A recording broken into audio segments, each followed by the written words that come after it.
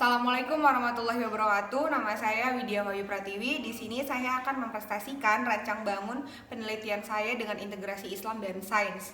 Kita semua tahu apa yang ada di dalam bumi dan langit dan semua yang terkandung di dalamnya merupakan ciptaan Allah Subhanahu wa taala yang mempunyai maksud dan tujuannya masing-masing. Begitu juga dengan qadar baik dan qadar buruk yang menimpa manusia, tentunya juga Allah sudah menyiapkan maksud dan tujuannya masing-masing pula. Itu semua juga sudah dijelaskan di dalam surat Al-Baqarah ayat 155 sampai dengan 157 yang berbunyi walanab luanakum bisyai'im minal khauf wal ju'i wa nasim minal awali wal anfusi was samarats wa basirus sabirin alazina iza asobathum musibah qalu innalillahi wa inna ilaihi rajiun ulaika alaihim sholawatun mirabbihim wa rahmah wa ulaika humul muhtadun, yang artinya dan sesungguhnya telah kami berikan cobaan kepada kamu dengan sedikit ketakutan, kelaparan, kekurangan harta, jiwa, buah-buahan, dan berikanlah kabar gembira kepada orang-orang yang bersabar,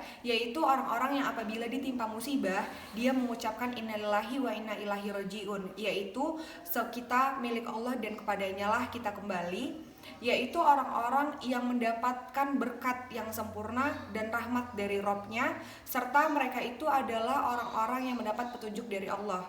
Dari ayat Al-Baqarah ayat 155 sampai dengan 157 tersebut kita mengetahui bahwa setiap umat manusia pasti akan mendapatkan cobaan dari Allah Subhanahu wa taala.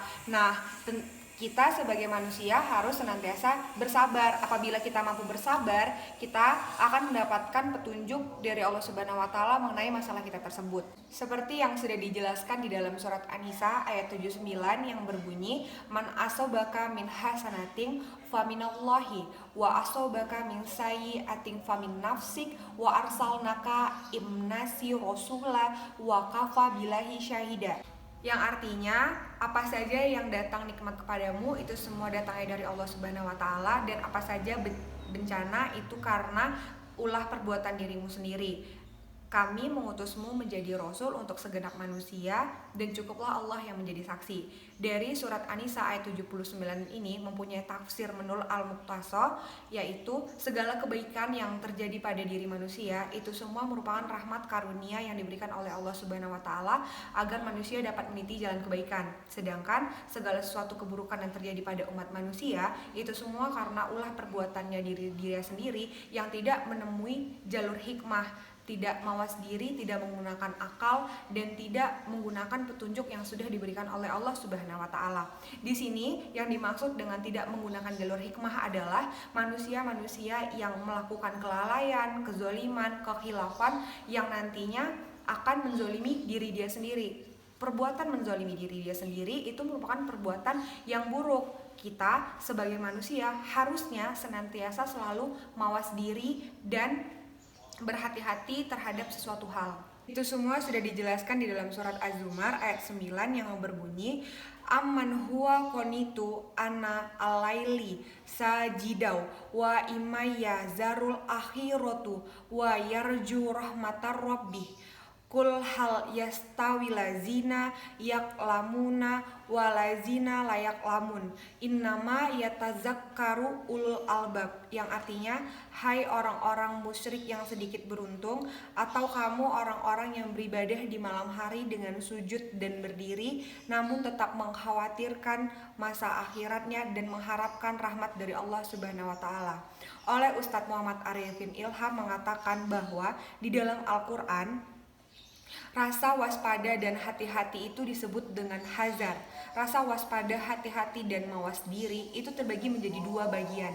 Yang pertama adalah rasa mawas diri dan hati-hati terhadap menjauhi maksiat-maksiat yang akan menimbulkan azab dari Allah Subhanahu wa taala. Yang kedua adalah mawas diri dan hati-hati terhadap musuh baik yang terlihat ataupun yang tidak terlihat. Dalam rangka mewujudkan rasa mawas diri dan waspada terhadap terjadinya kebocoran gas LPG yang nantinya akan menimbulkan kebakaran yang membawa mudarat bagi diri sendiri dan orang lain, maka sebagai manusia perlulah kita menempuh jalur hikmah yang menggunakan akal sehat agar kita terhindar dari kelalaian, kekhilafan, kezaliman. Maka diperlukanlah suatu tindakan yang dapat meminimalisir terjadinya kebocoran dan ledakan gas tersebut. dibuatlah suatu rancang bangun dengan sensitivitas yang tinggi berbasis Arduino yang nantinya dapat mendeteksi terjadinya kebocoran gas dan mencegah terjadinya ledakan gas LPG.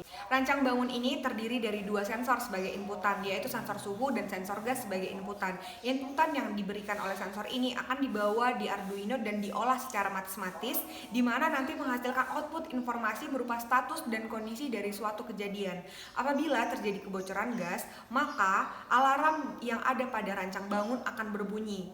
Guna dari alarm ini yang berbunyi adalah menotifikasi orang-orang yang ada di sekeliling untuk menotifikasi agar sedang terjadinya kebocoran gas. Untuk tindakan pencegahan yang dilakukan adalah tertutupnya katup solenoid, di mana katup solenoid berada di selang jalur mengalir keluarnya gas. Apabila katup itu tertutup, gas tidak akan keluar dan tidak akan terjadinya ledakan gas LPG. Nah, hal meminimalisir yang dilakukan ini merupakan wujud dari kewaspadaan dan mawas diri dan menghindari tindakan zalim terhadap diri sendiri dan orang lain. Penjelasan yang lainnya kita juga dapat ambil dari surat Ar-Rum ayat 41 yang berbunyi Zoharul fasadu fil bahri wal bari bima kasabat aidin nasi liyuzikohum ba'dolazi amilu la'allahum yarjiun, yang artinya telah terjadi kerusakan di darat dan di lautan sebab oleh perbuatan tangan manusia, dan Allah menghendaki mereka merasakan sebagian dari perbuatan mereka agar mereka kembali ke jalan yang lurus. Dari ayat tersebut kita mengetahui bahwa segala suatu kerusakan yang terjadi di muka bumi dan di laut itu juga karena perbuatan tangan manusia. Jadi kita sebagai manusia senantiasa harus berbuat baik, tidak zalim terhadap diri sendiri, selalu waspada dan mawas diri agar dapat berguna bagi diri sendiri dan orang lain. Sekian presentasi dari saya. Wassalamualaikum warahmatullahi wabarakatuh.